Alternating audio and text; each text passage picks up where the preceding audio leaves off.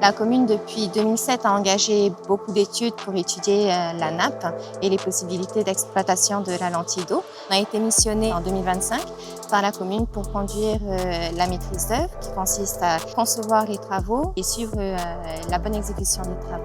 Donc les travaux, ça consiste en quoi? Ça consiste à poser des drains répartis sur le motou. On aura 4 drains rayonnants qui seront posés, qui seront donc pompés et rapatriés acheminés sur l'île principale. On a choisi de traiter l'eau brute du motou ici sur ce site-là, qui accueille aussi les osmoseurs et qui dispose d'un réservoir et d'un poste de surpression pour injecter l'eau potable dans le réseau de distribution.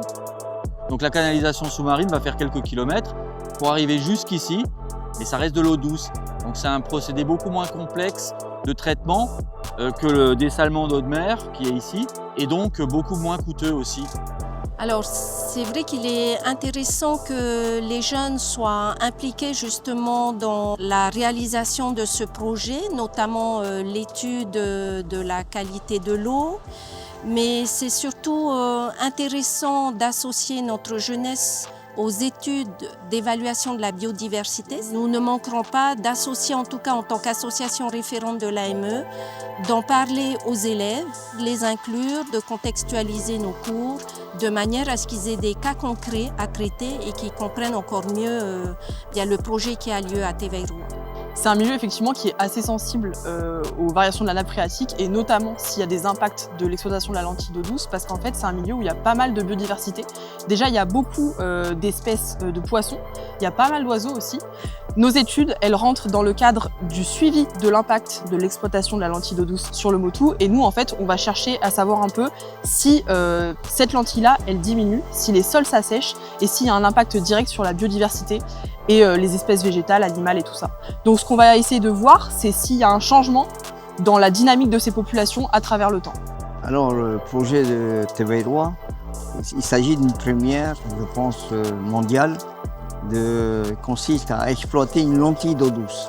Une lentille d'eau douce qui est stockée sur un motou qui est plat, comme Théveï-Roua, très grand, unique. Donc on peut obtenir à peu près 1000 m3 jour, ce qui est important parce que c'est l'équivalent d'un osmoseur.